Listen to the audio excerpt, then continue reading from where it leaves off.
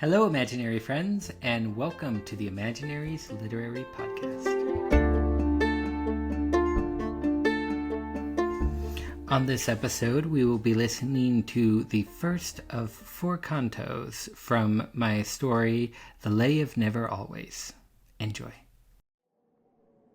The Lay of Never Always. Canto first. Winter. Through the dark and cold of winter, through the blackest night and blizzard, came a figure old and twisted, gnarled as an ancient oak tree, tightly wrapped in rags so tattered that they gave no hint or notion what they'd been when they were woven. And he leaned upon a great staff, leaned as if his strength came from it. His bare feet seemed not to notice the deep snow they had to trudge through. And the wind did whip his long hair, which was whiter than the blizzard, so it looked as if it melted and became one with the tempest. And the face, as tough as leather, sat unmoved, indeed not feeling how the burning snow flew at him and attacked him without mercy. For indeed he noticed nothing, not the wind, nor cold, nor darkness, for within his savage spirit burned a fire which shone brightly from his eyes like flashing lightning, for a coal, stirred deep within him, forced him down from the high mountains, and the cave which was his dwelling, downward to the tossing ocean. He had left the crags and corries, and the cold peaks harsh and barren, where for time unknown he'd lingered, sundered from his race and kindred. There he held his strange communion with himself until the silence drove him to the brink of madness. Only cries of hawk and raven were there for his ears to hearken, and when questions, curses hurled him at the bulwarks of the mountains, only heard his own voice answer, driven by the fiercest hunger. He had turned to beast-like actions, ate the foods he saw them eating nuts and wild berries, hoarding what he could for winter, and on game which he had found fallen on the bare rock of the mountains. Now he journeyed to the lowlands, lands that he had long avoided. Through the falling snow in glimpses he could see his destination, a strong tower by the ocean. The great sea was heaving, moaning, like a woman lost in grieving. Though it beat upon the coastline, and its icy spray was clinging round the tower like a veil, still the tower stood defiant, and unmoved by wave or tempest. Round the tower huts and hovels huddled close like frightened children, seeking comfort from their mother. Everything was old and cheerless, though smoke rose from every chimney. In an instant it was scattered, and what light and warmth lay inside stayed behind the shuttered windows.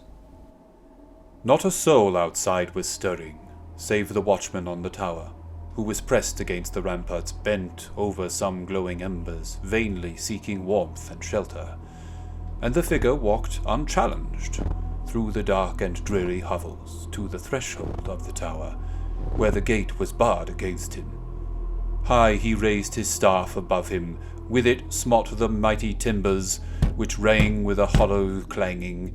Once again the ancient figure raised his staff and brought it downward on the great door of the tower. Ere he raised his staff a third time came a voice from high above him, cutting through the wind and darkness. "Who goes there? And what's your purpose?" cried the watchman from his station, finally wakened to his duty by the knocking of the figure on the barred gate of the tower. "Tell the master of this tower," cried the figure to the watchman in a voice both deep and forceful, for a fire burned within him, "that I bring a message to him from the Fae of Never Always." "I cannot," replied the watchman, "for the master is retired, as have all the master's household, for no man the gate will open till the coming of the morning. It shall be unbarred or broken," cried the figure, eyes ablazing. "Hurry now to rouse your master, lest his fury fall upon you." Through the snow the watchman noted how his dark eyes flashed like lightning, and he wondered, even trembled at the boldness of this stranger, but he feared his master more so, and his law it did forbid him to unbar the gate till sunrise. "Go you home!" cried out the watchman. "Come again when night is over, for no man the gate will open till the coming of the morning." Then the figure gave a great cry, and once more he raised his staff high, brought it down against the great door so it rent and broke asunder, with a sound like rolling thunder. And the figure, eyes still blazing, stepped across the tower's threshold, and the thunder roused the master, and the household of the tower, and the people of the village. All were startled from their repose. All rushed to the tower's great hall, and there found the gate asunder, and a stranger, old and barefoot, standing in the great hall's centre, and the watchman staring, panting, standing in the gap before him. "How is this?" spoke now the master, sitting down upon his great chair. "How has come my gate to splinter, and a stranger old and gnarled come to be in my hall standing? Speak who knoweth, tell the meaning of the strange and wondrous happening." "I have come," spoke the strange figure, eyes like coals hot from the fire. "I have come to bring a message from the Fae of Never Always. Many young men have you boasted, strong of limb and fleet in action. These your pride in song and story, but fair maidens few you've numbered, far too few for all your young men. Doomed are most to remain loveless, doomed to hearts untamed and restless. Should these numbers go unaltered, woe to you and to your kindred, for your pride will be your downfall, and a bane each man unwedded. Send them hence, into the Westland, cross the sea to Never Always, that they may win fame and fortune there among the folk of Faerie. Choose of those you'd count unworthy of your daughter's hand in marriage, that your people might be stronger. But take care that you choose wisely, for should any venture homeward after proving himself worthy, doom and danger shall befall you, and your judgment fall back on you." All who heard this strange oration shook and trembled and stepped backward, all save for the master's daughter. She alone approached the stranger, she the beauty of the tower, beautiful as he was ugly, as a tall and graceful aspen, swaying in a breeze so gentle, golden light upon her tresses, eyes which shone like pools of moonlight. She alone dared stand before him. "Must that be the way, my father?" said the beauty of the tower, bowing low before the stranger, and her voice was like a songbird's. "Can there be no other maidens? Great my fear for friends and brothers, whose great worth is yet untested, who may now be doomed to wander on the shore of Never Always, and the doom which surely cometh when at last they venture homeward. Can this doom not be averted? Must our kin be torn asunder?" "Nay, my daughter," said the stranger.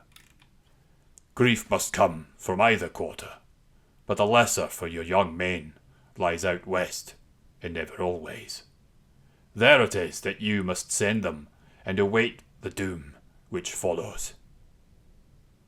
To the horror and amazement of the master and his people, that fair maiden, sighing softly, bent and kissed the withered figure, and withdrew back to her bower, waiting not to hear the answer which the master might deliver. Then all eyes turned from the stranger to the master on his great seat, silent as to hear his answer. "Strange your words," spoke then the master, trembling still in fear and wonder.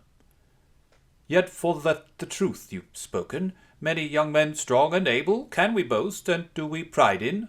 Fleet are they in feet and action, stout of heart and full of courage. Maidens few indeed we number, but the fairest rare in beauty, though too few for all our young men.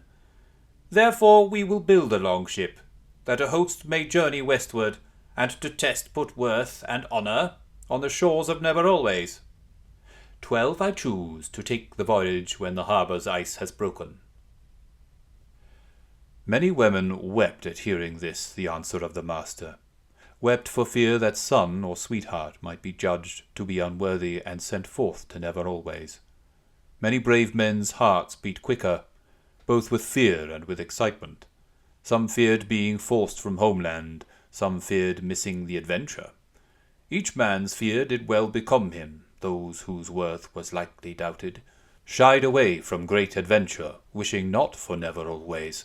And those brave men who would gladly bend the oar and sail westward, they more likely would be chosen to remain among their people, that their bloodlines might grow stronger, that their people still should prosper. Two alone thought not upon it, were not troubled by the figure and his words of doom or exile.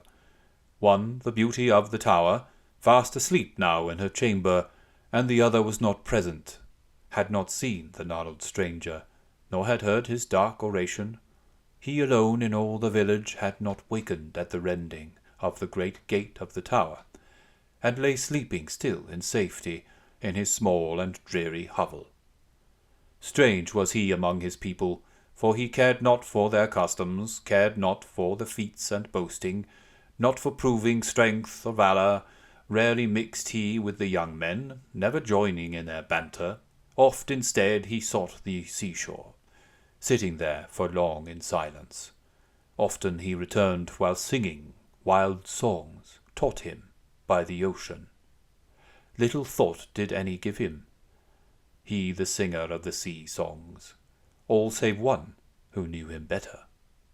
When at last the crowds retired, and the stranger sought the mountains and the cave he had departed for his errand to the tower, then the master rose and wandered up and down his hall in silence. For 12 men must be selected to be sent to Never Always, lest a doom should fall upon him and bring ruin to his people. All that night the master slept not, for his soul was lost in torment, weighing each in turn the young men. Each he saw within his mind's eye, standing tall beside his daughter. Could consent be ever given that they should be wed together? In the harsh mind of a father, few were found to be so worthy. More than 12 men did the number to be listed as unworthy. Who then should he spare the voyage? When the sun had finally risen, its rays shining from the mountains, turning all the snow to diamonds, dazzling bright upon the rooftops, lining every tree branch thickly, bringing beauty to the deadness of the harsh and barren landscape, stripped of all its life since the autumn, born anew out of the blizzard, crisp and bright looked all that morning, ere the steps of men left footprints on the newly fallen blanket, was the master's found still pacing. When his daughter rising found him, saw the torment he had suffered, saw no sleep had touched his eyelids, greatly did she grieve to see him. "Father, tell me why you're haunted," spoke the beauty of the tower. "Why your heart is deeply troubled. Can it be the wizened stranger and his words of doom and exile fight against your very conscience? Must you judge the worth of young men? Must you send them sailing westward? We know not the doom he spoke of, what it be and whence it comes from. Why then must we fear to face it as a people strong in courage? If this doom should bring an ending to our land and to our people, we should make it such an ending as to live in song and story till the ending of the ages. And forget not, in avoiding this great doom you risk another, should your judgment be mistaken, and a worthy man you exile to the shore of Never Always, and he makes a homeward journey." "Daughter, your great words, they shame me," sighed the master of the tower. "If you had but spoken sooner, if till dawn you had not waited. Now, alas, my mind is fixed, like the peak of a great mountain, and no words or deeds can move me to repent the course I've chosen. 12 young men I've deemed less worthy, they must sail to the westlands, seeking honour, fame, and fortune on the shores of Never Always."